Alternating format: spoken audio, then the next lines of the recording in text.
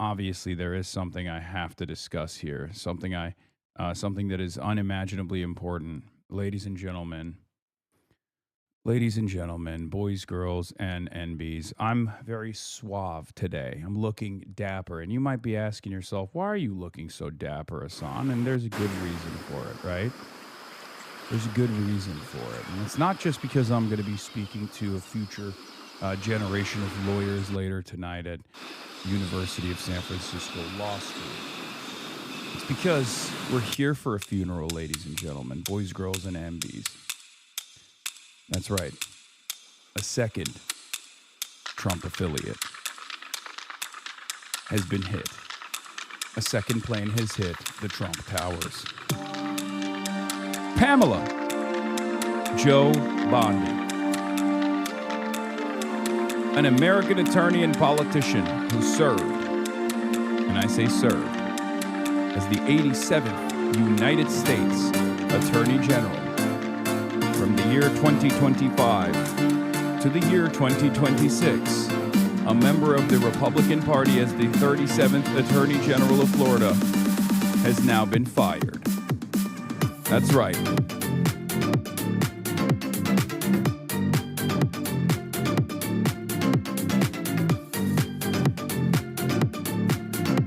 Ding dong. The witch is gone. Pamela Joe Bondi. Didn't know her middle name was Joe, by the way. Didn't know her name was, or her middle name was Joe. That's a strange middle name to have. But very, I mean, I guess it makes sense. Very white trash when you think about it, which is, you know, precisely what she is, or dare I say, was. Well, I guess she still is white trash, right? Donald Trump is like viciously and super vulgar in his imperialism, right? Democrats have to be against that, and therefore they have to lean into being anti-war. Third Way hates that. They don't want that. They want to make sure that Democrats are still in line with billionaires, in line with corporations. They want to make sure that the Democratic Party and the way that Democrats communicate on these issues do not, stray away or shy away from what they want, which is to keep the business as usual Kamala Harris style politics, right? It's a politics that has been a failure. It's been a failure on the politics front. It's obviously failed twice to Donald Trump, but it's also a failure to the people, right? And I'm not alone in this. This is something that I keep repeating over and over again. Something that I say all the time is look at the polls, okay? Look at the polls. Look at the way that the Democrats are being perceived right now. Look at the way the Democrats are being perceived right now. It's not popular. Here is Harry Emden talking about congressional Dems numbers with Democrats are atrociously awful, even worse among all voters. Most Dems think the party has the wrong priorities. Okay? This is a massive, massive issue. It wouldn't be an issue if the Democrats actually were responsive to the needs of the people, right? And I said, we're here because corpo centrist pro-Israel Dems believe that Trump's unpopularity will be enough to give them marginal electoral victories without having to push for material changes that address the working class needs. People want real fighters. They want real change. This is at the heart of the conversation that we've been having for the last week, right? This is the major issue. People might try to misdirect. People might try to take your attention away. They might claim that it's actually about, anti-Semitism or whatever fucking smear campaign that they're leaning into. But this, keep your eyes on the ball, okay? This is exactly the problem, okay? The guys that have caused this issue, the people that have taken control over the Democratic Party since the Clinton era, the third way neoliberals, they know that they're losing their grip. They know that they're losing their influential, their influencing capabilities, and they're losing a massive vehicle for billionaires and corporate interests to be able to continue manipulating the Democratic Party and using it in whichever way they see fit. And they're desperately swinging wildly, but because of their overall inability to read the room, because of their total lack of understanding of where people are right now, they've chosen to do this on the issue of Israel, which is a 90-10 issue. They think they can bully Democrats, and they can bully some Democrats, right? But they think they can bully all Democrats into submission to make the wrong choice. You might say, okay, well, at least Dems like Democrats.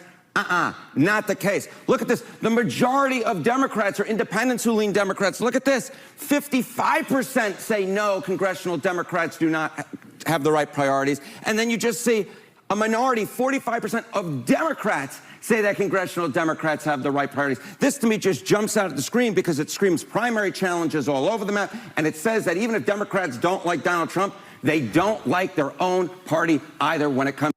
Yeah. And that's what it is.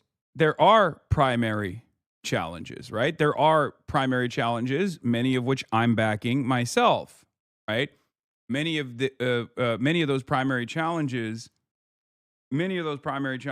this community is leaning into. They told us for the longest time, a lot of these liberals would say, "Oh, you and your community don't vote." That's never been the case, right? We vote. We vote. You and your community don't participate in politics. You don't understand how politics works. We do participate in politics. We do understand how politics works, right? Now that we're actually, taking advantage of the instability in an effort to put forward candidates that are more responsive to the needs of the working class, all of a sudden it's a huge deal, right? All of a sudden it's a massive deal. They're freaking the fuck out because they don't want it. They don't want people like Abdul. They don't want people like Shoykot. They don't want people like Claire Valdez. They did not want someone like Ana Lilia Mejia in New Jersey. They don't want Graham Plattner. They don't want these guys that represent a difference of opinion, that want to actually do right by their constituents. They want controllable entities, right? They want controllable entities. They don't want Oliver Larkin, for example. They would much rather have someone like Moskowitz occupy that seat. And they're willing to lose elections. The greatest example of this is Zohran Mamdani. We saw how the establishment Democrats reacted to Zohran Mamdani. They tried to get him out. When he won the primary, they didn't go, okay, it's time for vote blue no matter who.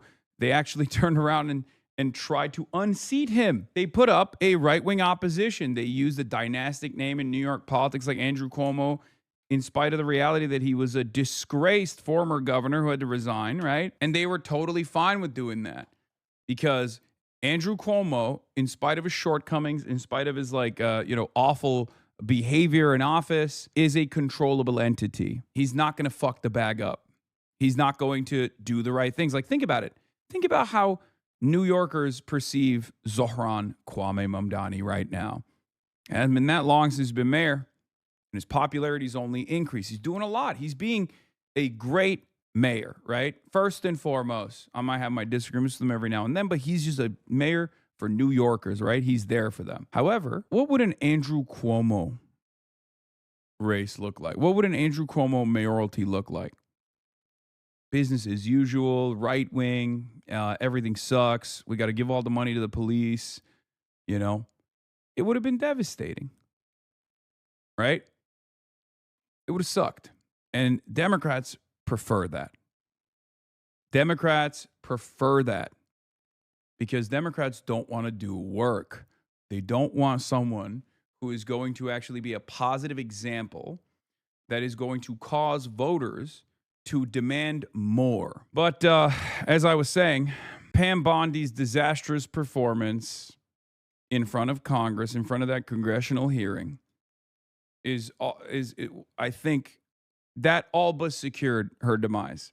Trump saw that, and he thought, that's it, you're done. Now, she's in a horrible predicament regardless, because there's no one in that position that can successfully defend the Trump administration's lack of interest in identifying Jeffrey Epstein co-conspirators. Trump himself is obviously heavily involved with Jeffrey Epstein. So she's almost in the same situation that Israel defenders are when they have to defend the indefensible, right? So that's precisely what happened here. Donald Trump made her fall on the sword, a pressure valve. There's two other areas that Donald Trump has to release pressure on as well to make it seem like he's actually responsive to the needs of the public. One of them is going to be the war in Iran, and the other is going to be on inflation. So I don't know exactly how he's going to retaliate on that front, how he's going to release another pressure valve on that front as well. But Pam Bondi will be remembered as the attorney general who watched videos and saw images of powerful men raping kids and decided to protect the men. Is true. Specific in mind, we know that they have floated the idea of Lee Zeldin among other people. Zeldin is currently leading the EPA, but I am told that is not a done deal. President Trump, interestingly, did issue a very flattering for President Trump's statement about Bondi last night, saying Attorney General Pam Bondi is a wonderful person and she is doing a good job. The reason that I note that is that because when we saw Kristi Noem being fired, there was none of that kind of generosity of spirit when it came to President Trump. Now, just a reminder, Bondi has a very close relationship with Susie Wiles, the chief of staff. They're both political operatives in Florida. They kind of came up together, so they have a long-lasting relationship. But President Trump had grown increasingly frustrated about a number of issues. One, didn't believe that some of the cases against his adversaries or political adversaries were being brought fast enough. He didn't believe that she had handled the Epstein files well, among other things. So we do know they had this conversation yesterday in which essentially President Trump told her that she was not long for this world, that he would eventually be replacing her. What we know now is that she has been officially fired. And again, Todd Blanche will step into that role as the Deputy Attorney General into an acting Attorney General role. And Kristen, this now marks the second cabinet position that Trump has fired and now has sought a replacement for within the last month. What can you tell us about Blanche himself, his relationship to Trump? Obviously, he's going to be in the acting role until a new attorney general is put in place. Well, look, Blanche and President Trump are incredibly close. He served as his personal attorney before taking this role as the deputy attorney. I mean, yeah, Todd Blanche and Pam Bondi are both former defense attorneys for the president, a spectacular conflict of interest for any administration. And for Donald Trump, it's just another Tuesday, right? I mean, there is such an overwhelming force of corruption in this country, in this administration, that is so transparent, so in your face, that I think most people have given up. Most people have given up on even addressing it, right? Where they're like, yeah, what are you going to do? I mean, it's unbelievable. I talked about it quite extensively in the beginning where I was like, this is ridiculous. This is the attorney general is a former defense attorney for Donald Trump. That's totally ridiculous. And the deputy attorney general, Todd Blanche, is also a former defense attorney for Donald Trump. And then I brought that back up when we were talking about the Ghislaine Maxwell situation, where former defense attorney for Donald Trump, current deputy attorney general Todd Blanche, went and had a private closed-door meeting with Ghislaine Maxwell, the principal co-conspirator to the Epstein files, the only remaining alive person, basically the skeleton key for unlocking the secrets of the entire Epstein saga. Totally ridiculous. And they even, they transported her to a much nicer facility after that conversation took place. Like that was already an indication of where things were going to head. Of course they're going to do that, right? Of course the administration is going to do that, especially because there's no pushback. There's not enough pushback, rather. And for many people, for ordinary Americans who are too busy trying to make ends meet, they're frustrated with all the things that they're seeing, but they also have a hard time mounting pressure consistently because there's a barrage of corruption. It's this tornado of corrupt entities coming together to pick apart America's corpse, basically. You know, it's quite difficult to deal with. And in the absence of any sort of Democratic Party organizing and taking on a leadership role in identifying what these issues are and pushing and pulling when necessary, it comes across as a rudderless movement overall. Asmongold reacts to Pam Bondi's national crash out. Yeah, I remember him saying this. 2 people voted against it, and you were one of them, hypocrite. Honestly, Donald's got to get rid of this bitch. He does. Like, one of the best things he could do is just say, like, listen, like, we tried, we did what we needed to do. You know, we thought that she'd be able to do it, and it turns out... Do what? Like, release the Epstein files while also simultaneously sheltering all the co-conspirators, including people like Donald Trump? Like, I despise her, but I also despise Donald Trump. That's the morally consistent position, right? Because Pam Bondi is a mere expression of the desires of Trump. That's why she was the attorney general. So it just doesn't make sense that these guys will be like, yeah, Pam Bondi is like singularly responsible for not releasing the Epstein files. As a matter of fact, it's all entirely in her hands, right? Last night, Donald Trump delivered the State of the Union, and everyone was expecting him to make a new revelation here. He did not. He basically just summarized all of his Truth Social posts, and that was it. So let's take a look at the playback reel of the Trump victory speech. President of the United States.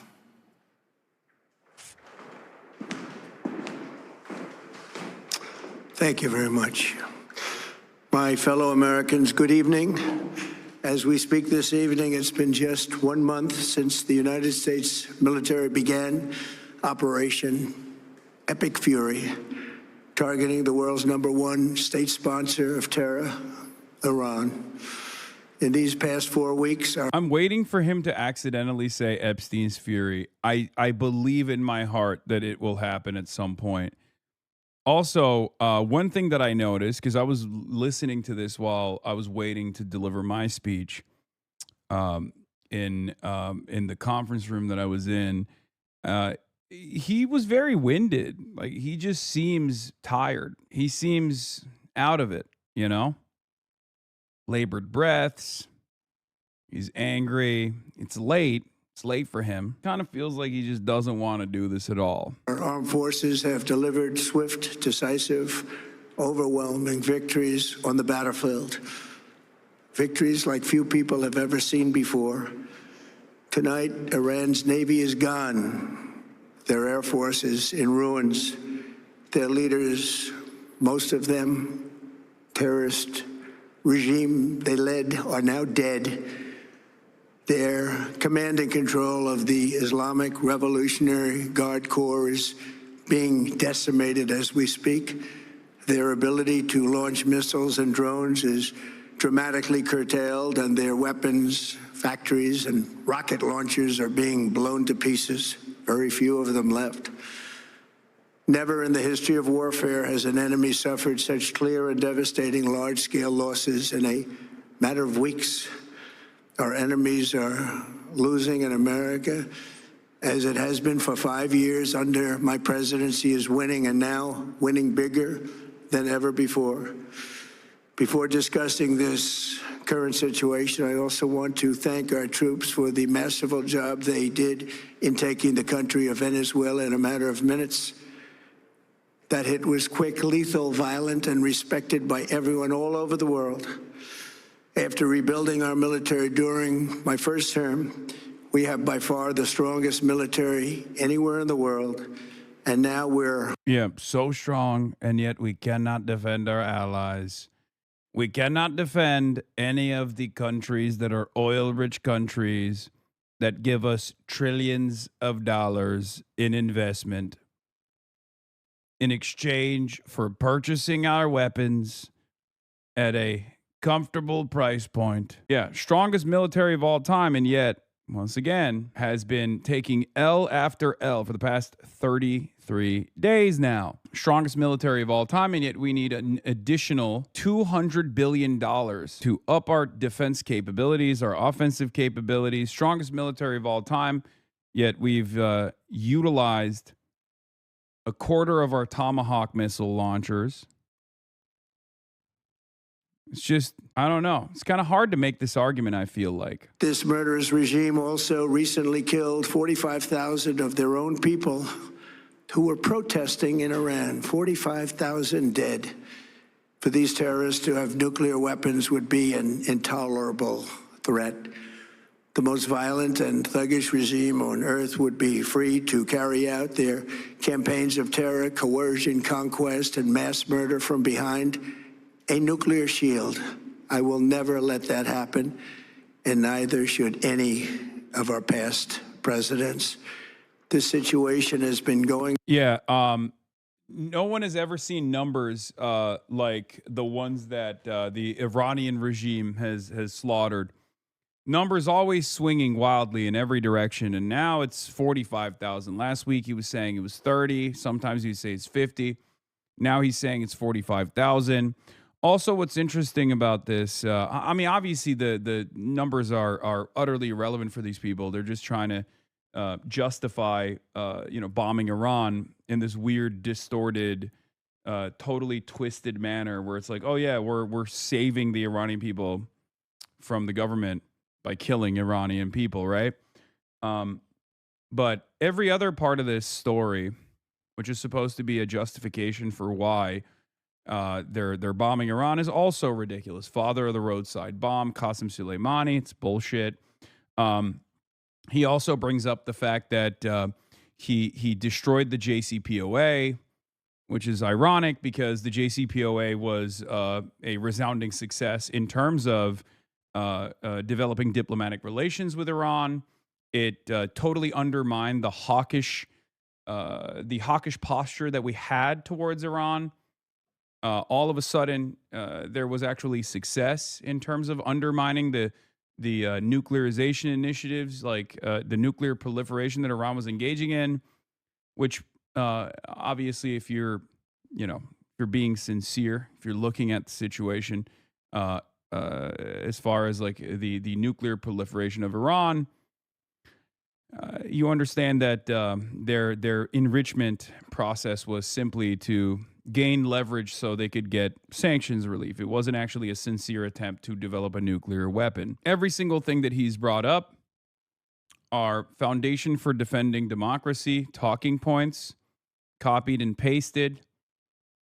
Foundation for Defending Democracy is a Benjamin Netanyahu's personal think tank in Washington, D.C., and it's all totally bullshit. But of course, because American politics is very stupid, American politicians are very stupid, and unfortunately many Americans are very stupid, you can just kind of lie about this sort of stuff and people just listen to it and go, yeah, I believe it. And even those who don't believe it don't actually know what the truth is. They just don't believe it because it's Donald Trump saying it, which is unfortunate. But I guess you got to work with what you have, right? Ultimately, it's a spectacular failure. And number two, build up some delayed courage. Should have done it before, should have done it with us, as we asked.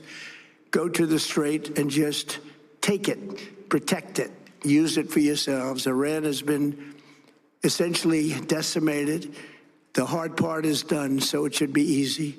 And in any event, when this conflict is over, the Strait will open up naturally. It'll just open up naturally. They're going to want to be able to sell oil because that's all they have to try and rebuild. It will resume the flowing, and the gas prices will rapidly come back down. Stock prices will rapidly go back up. They haven't come down very much, frankly.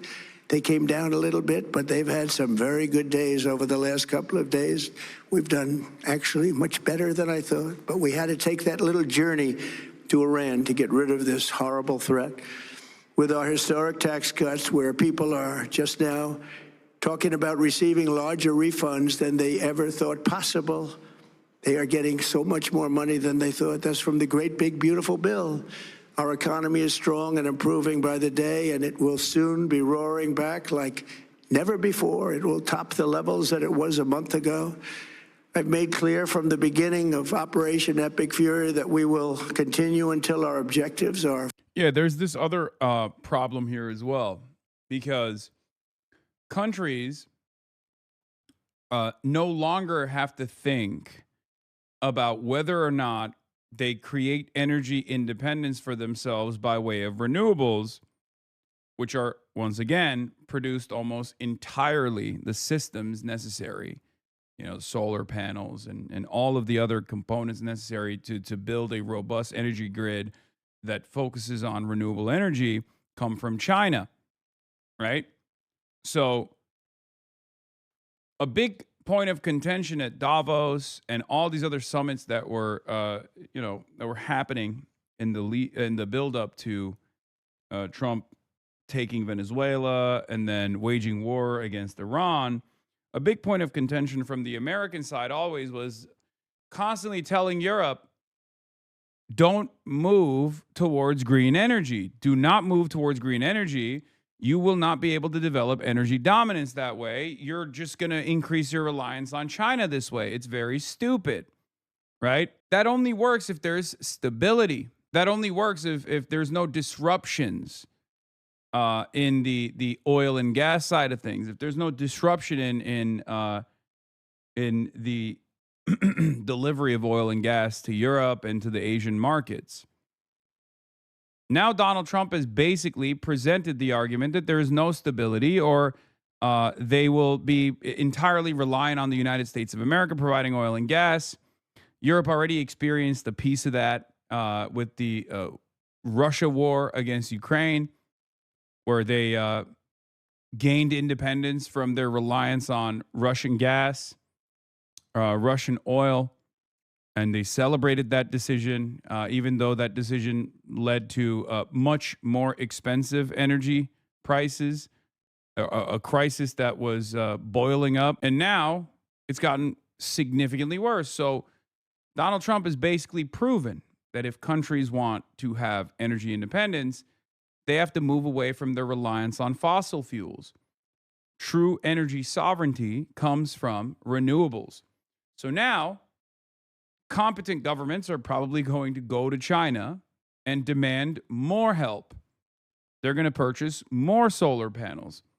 They're going to try to create a robust renewable energy grid for themselves. Many countries were already moving in that direction. So ironically enough, this still takes away from the power that America has around the world, because petroleum is traded on the dollar. This undermines, like, the more Donald Trump undermines the petrodollar, the more Donald Trump undermines American hegemony. The other side of the story, of course, is that American hegemony and the confidence that people have in American stability is propped up by the might of the American military. And Donald Trump is destroying that notion as well. What is this? Our military installations have been turned into gun-free zones, leaving our service members vulnerable and exposed. That ends today. Troops can now request to carry their own personal firearms on base for personal protection without having to explain why they need to protect themselves on base. Oh my God. Oh, that's awesome. I'm not going to say anything, because these are the moments where I say something like sarcastically and then they get clipped out of context. I'm just not going to say anything.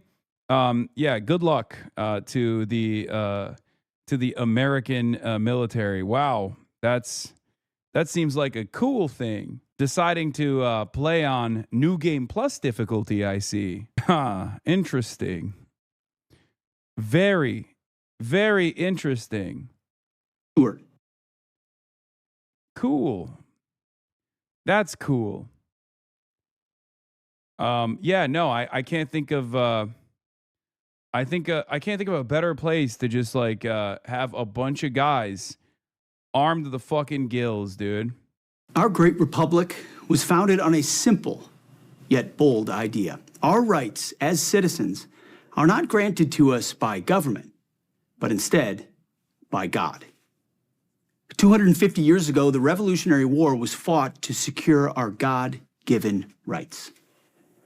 The Second Amendment to our Constitution enshrines the right of all citizens to carry weapons to protect themselves. See, this is one of those things, right, that Pete Hegseth is too stupid to recognize was a rule for perhaps a good reason, okay? Anyone who has ever spent any time as military police will be the first to tell you that this is a major mistake. Okay? Our boys get rowdy. They already have a lot of issues with rapes and murders on these bases without people running around with weapons. Okay? They have unconventional ways of getting those goals across. Okay? So if you just give them all guns, I feel like it's going to be a very different dynamic. It's very interesting that these dumbasses legitimately think like, oh, it was the libtard pussies that made it so that, you know, our brave boys don't have their fucking personal firearms at their hip on these military bases, and not because you don't want those guys to have access to their personal weapons outside of moments where they are you know, tasked with using them. Okay?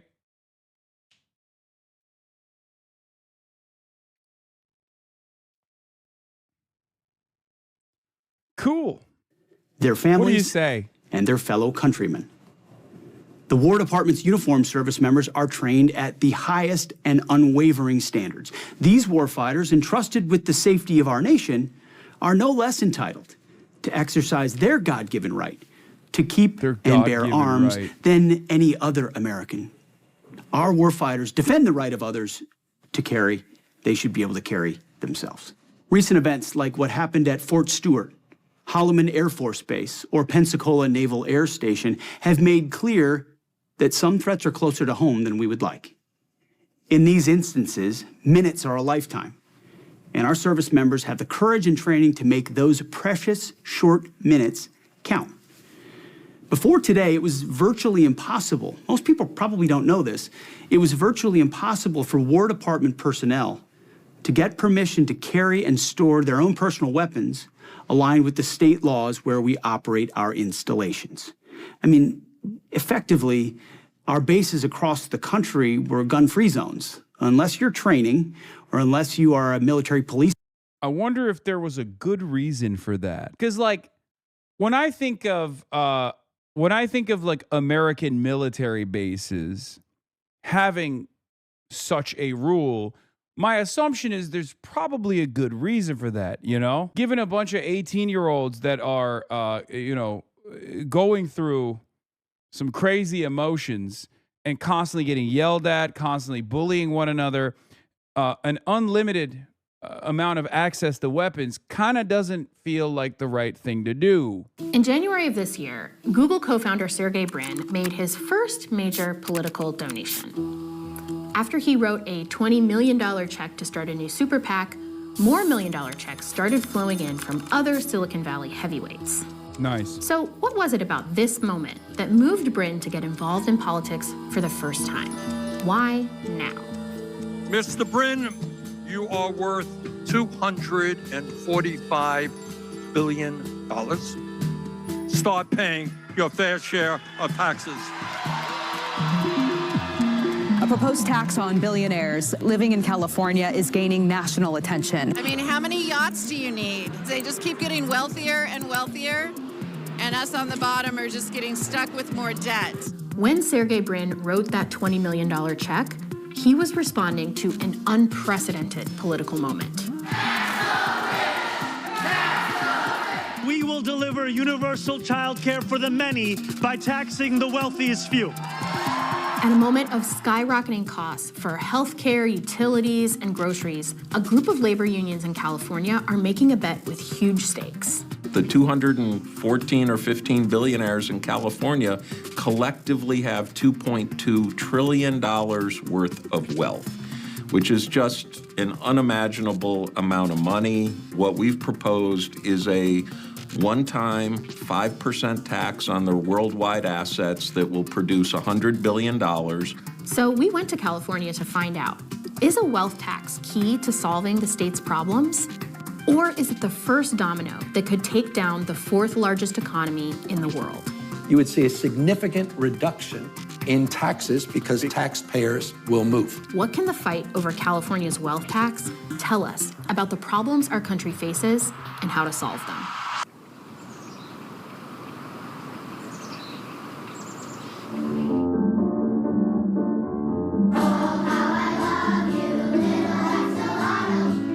At first glance, an elementary school outside of Boston might seem like a strange place to go to better understand a wealth tax in California.